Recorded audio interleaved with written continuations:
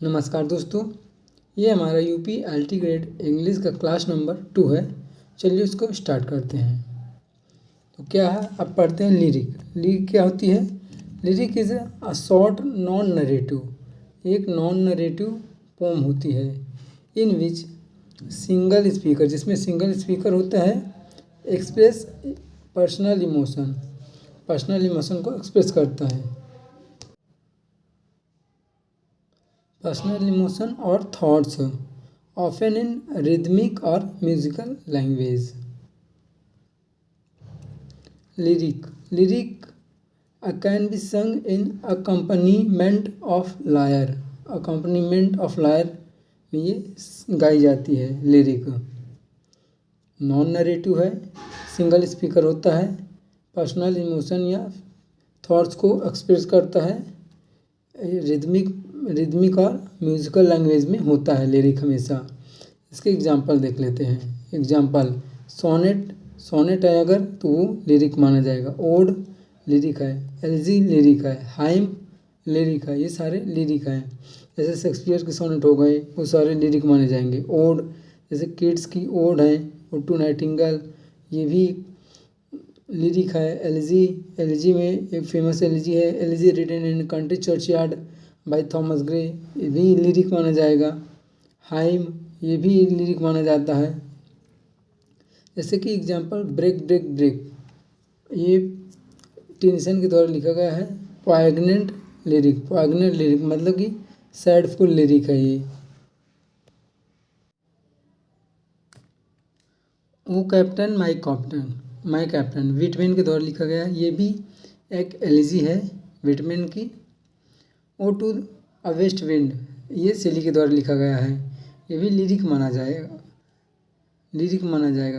My last duchess by Robert Browning, ये भी एक लिरिक है। ड्रामेटिक मोनोलॉग, अब देखते हैं ड्रामेटिक मोनोलॉग क्या होता है। Dramatic monologue is a poetic form in which a single speaker, not the poet, वो सिंगल स्पीकर होता है लेकिन वो पोएट नहीं होता है। एड्रेसेस अ साइलेंट लिसनर को एड्रेस करता है। एट अ क्रिटिकल मोमेंट, वो क्रिटिकल मोमेंट होता है। रिवीलिंग देयर थॉट, इमोशंस और पर्सनालिटी, ऑफन अनइंटेंशनली वो रिवील करता है। It combines the elements of drama, ये ड्रामा के एलिमेंट कंबाइन करता है, एंड पोइट्री का, and giving insight into character psyche. तो ये ड्रामेटिक मोनोलॉग हो गया। सिंगल स्पीकर होता है, वो पोएट नहीं होता है। एड्रेस करता है साइलेंट लिसनर को। Single speaker addresses silent listener at a critical moment, revealing there thought, emotions और पर्सनालिटी, उसके थॉट, इमोशन, पर्सनालिटी को रिवील करता है। ऑफन अनइंटेंशनली वो रिवील करता है। It combines the elements of drama and poetry and drama के elements को कंबाइन करता है dramatic monologue. And giving insight into character psyche, और उसके अंदर कैरेक्टर साइकी को इंसाइट करता है, गिव करता है। तो देखते हैं इसका। Robert Browning is known as the master of the dramatic monologue. जो रॉबर्ट ब्राउनिंग है, ये मास्टर है किसका? ड्रामेटिक मोनोलॉग का। इसने मतलब कि रॉबर्ट ब्राउनिंग ने ही सबसे ज़्यादा ड्रामेटिक मोनोलॉग लिखा है, तो इसलिए इसको मास्टर बोला जाता है। Master of dramatic monologue is Robert browning. जैसे कि माई लास्ट डसेस ये मोनोलॉग है, एक ड्रामेटिक मोनोलॉग है। ये रॉबर्ट ब्राउनिंग के द्वारा लिखा जाता है। इसमें स्पीकर होता है जो ड्यूक होता है, ये इज नॉट राइटर, ये नॉट पोएट नहीं होता है। ड्यूक उसमें माई लास्ट डसेस में ड्यूक स्पीकर होता है, और जो लिसनर होता है वो मैसेंजर होता है। जो साइलेंट लिसनर होता है वो मैसेंजर होता है। जो ड्यूक ही डसेस के बारे में वो साइकी करता है, उसके बारे में मतलब कि मिसअंडरस्टैंड करता है, उसके बारे में संदेह करता है कि ये मतलब गलत है। तो उसी हिसाब से इसको कह सकते हैं कि हम ये एक ड्रामेटिक मोनोलॉग है। यूलिसिस एक टेंशन के द्वारा लिखा गया, ये भी ड्रामेटिक मोनोलॉग है। डोवर बीच बाय आर्नल्ड, ये भी एक ड्रामेटिक मोनोलॉग है।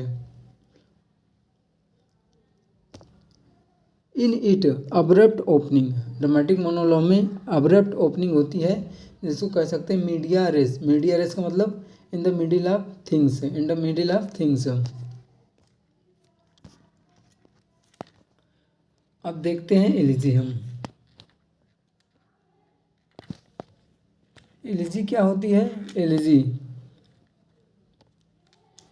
N elegy is mournful poem, ये एक मोurnful पोएम होती है। Mournful poem in reflective nature, reflective nature इसका क्या होता है? रिफ्लेक्टिव होता है नेचर, नेचर रिफ्लेक्टिव होता है, अब मोurnful होती है। Usually written on death of someone, किसी की डेथ पे लिखी जाती है ये एलिजी।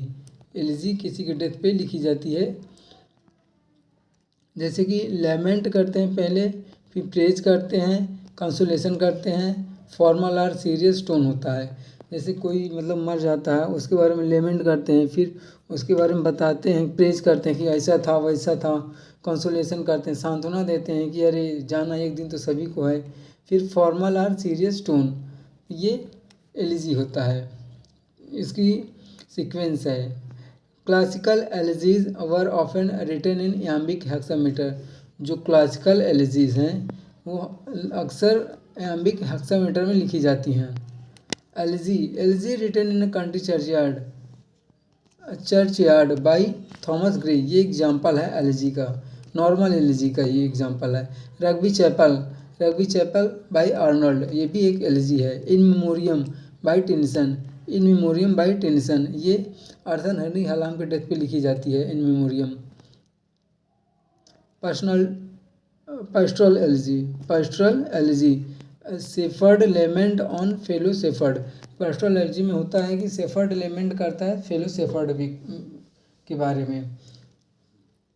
देखते हैं Astrophel, Astrophel by Spenser on Sidney, death of Sidney. देखो एस्टोफेल होता है, ये एक पास्टोरल एलिजी है, स्पेंसन के द्वारा डेथ ऑफ सिडनी पे, सिडनी की डेथ पे लिखी जाती है एस्टोफेल।